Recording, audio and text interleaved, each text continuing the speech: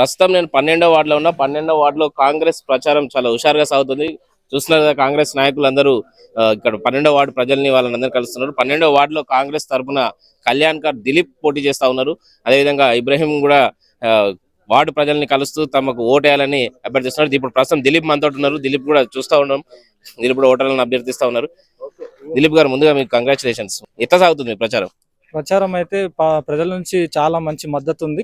కాంగ్రెస్ ప్రభుత్వం అనేది ఈరోజు చేస్తున్నటువంటి సంక్షేమ పథకాలను దాదాపుగా ప్రజలే మాకు చెప్తున్నారు.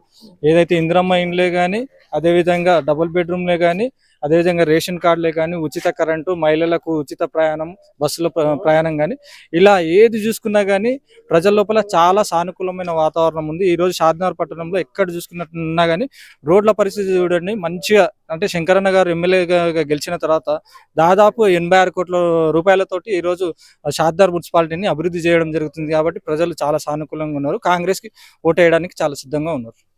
కాంగ్రెస్ అధికారంలోకి వచ్చిన 2 ఏళ్లలో, అంటే ఓవరాల్ గా నియోజకవర్గంలో 1350 కోట్లు ఖర్చు పెట్టినామని చెప్పి కాంగ్రెస్ ప్రచారం చేస్తా ఉన్నది. అదేవిధంగా టౌన్ కి వచ్చేసరికి దాదాపు 89 కోట్లు, నియర్లీ ఒక 90 crores ఖర్చు పెట్టారు. కానీ అంత అభివృద్ధి కనిపించట్లేదు అనేది ప్రతిపక్షాలు ఆరోపిస్తున్నాయి. దానికి ఏమంటారు?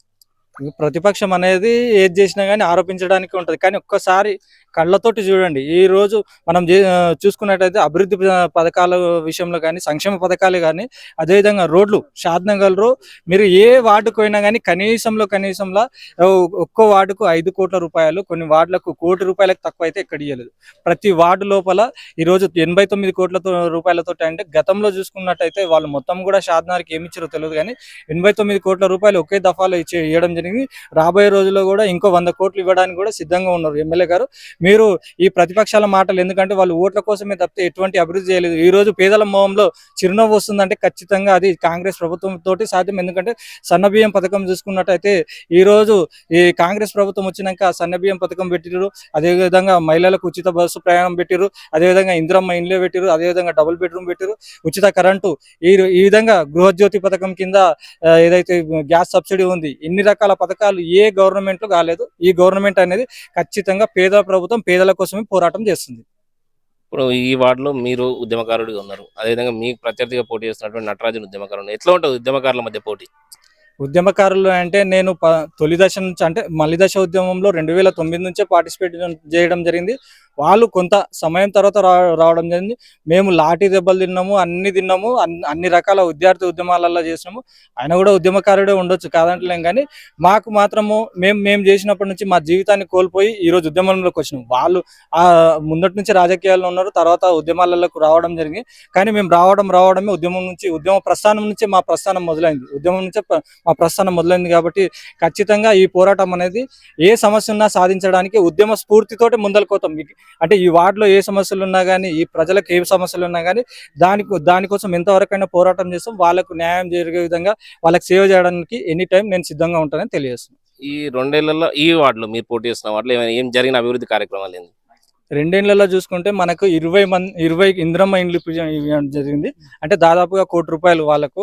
అదేవిధంగా 36 మందికి డబుల్ బెడ్రూమ్ ఇప్పించడం జరిగింది. దాదాపుగా ఒక 50 మందికి కొత్త రేషన్ కార్డు కానీ జత చేయడం, అంటే యాడ్ చేసేవి కానీ అట్లా ఒక 50 మందికి దాదాపుగా చేయడం జరిగింది. అదేవిధంగా ఫ్రీ కరెంట్ అనేది దాదాపుగా అందరికీ 99% వచ్చింది. ఎక్కడో అక్కడెక్కడ ఏమైనా ప్రాబ్లం ఉంటే చెప్పలేం, కానీ దాదాపు అందరికీ ఫ్రీ కరెంట్ వచ్చింది. గృహజ్యోతి కింద సబ్సిడీ పడుతుంది.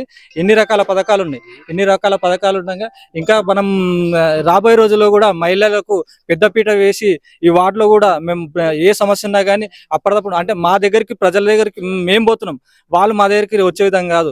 ప్రజల వద్దకే పాలన అనే సిద్ధాంతంతో మీరు అడగండి. ఇక్కడ నేను లేనప్పుడు ఒకసారి ఎంక్వైరీ చేయండి. ఈ వార్డులో ఏ పని ఉన్నా కానీ ఒక ఫోన్ కాల్ తోటి కానీ, ఎవరైనా సమస్యతోటి నా దగ్గరికి వస్తే నేనే వాళ్ళ దగ్గరికి వెళ్ళి అన్ని సమస్యలను పరిష్కారం చేసే దిశగా చేస్తున్నాను. సమస్యలకు పరిష్కారం కూడా ఇప్పించిన సందర్భాలు కూడా ఉన్నాయి. మీతో పాటు ఇదే వార్డుకు చెందినటువంటి వాళ్ళంతా మీకు ప్రత్యర్థులుగా పోటీ చేస్తా ఉన్నారు. వాళ్ళందరినీ కాదని మీకు ఎందుకు ఓటేయాలంటే ఏం చెప్తారు? రాబోయే రోజుల్లో మనం చూసుకున్నట్టయితే ప్రభుత్వం అనేది ఖచ్చితంగా కాంగ్రెస్ గవర్నమెంట్ ఉంటుంది. అభివృద్ధి చెందాలంటే ఖచ్చితంగా కాంగ్రెస్ ప్రభుత్వం ఉంటేనే అభివృద్ధి చెందుతుంది. వేరే వాళ్ళు ప్రత్యర్థులకు ఓటేయడం వల్ల ఎటువంటి ప్రయోజనం ఉండదు. కాబట్టి మీరు రాబోయే రోజుల్లో కూడా ఇంకా 3 సంవత్సరాలు మన ప్రభుత్వమే ఉంటుంది. గతంలో చూసుకున్నట్టయితే 5 సంవత్సరాల నుండి ఈ వార్డులో ఎటువంటి అభివృద్ధి కార్యక్రమాలు జరగలేదు. ఇక ఎమ్మెల్యే గారు కూడా స్పష్టంగా చెప్పడం జరిగింది.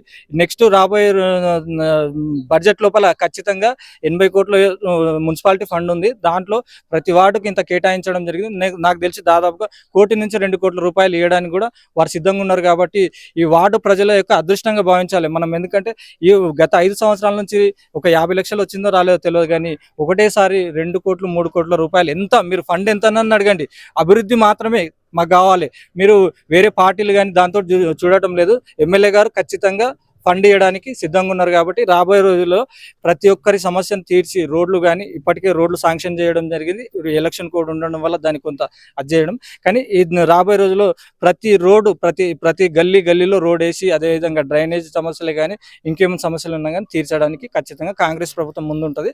రాబోయే 3 సంవత్సరాలు కూడా కాంగ్రెస్ ప్రభుత్వం ఉంటుంది. కాబట్టి ప్రభుత్వానికి అనుకూలమైనటువంటి వ్యక్తులకు వేస్తేనే ఏదైనా ప్రయోజనం జరుగుతుంది. గతంలో ఇక్కడ వేరే వాళ్ళు ఉండడం వల్ల ప్రభుత్వానికి వీళ్ళకు సరైన సయోధ్య లేక అభివృద్ధి జరగలేదు. కాబట్టి అటువంటి పరిస్థితి తీసుకురాకండి. ఖచ్చితంగా ప్రభుత్వం ఏదైతే ఉందో అభివృద్ధికి పాటుపడాలంటే ఖచ్చితంగా కింద కూడా అదే కాంగ్రెస్ వాళ్ళే ఉంటేనే ఫండ్ కూడా మంచిగా వస్తుంది. కాబట్టి ఖచ్చితంగా దీనికి రాబోయే రోజుల్లో మనం ఈ వార్డు అన్ని రకాల అభివృద్ధి చెందాలంటే ఖచ్చితంగా కాంగ్రెస్ కి ఓటేసి గెలిపించాలని కోరుతున్నాం. మీ రాజకీయ ప్రస్థానం ఉద్యమ పార్టీగా చెప్పుకునే బీఆర్ఎస్ నుంచి మొదలైంది. ఉద్యమకారుడిగా మీరు పనిచేసారు, కానీ ఉద్యమ పార్టీగా చెప్పుకునే బీఆర్ఎస్ మీకు రాజకీయంగా ఎప్పుడు అవకాశం లేదు, కానీ కాంగ్రెస్కి వచ్చిన అవకాశం ఎట్లా చూస్తారు మీరు?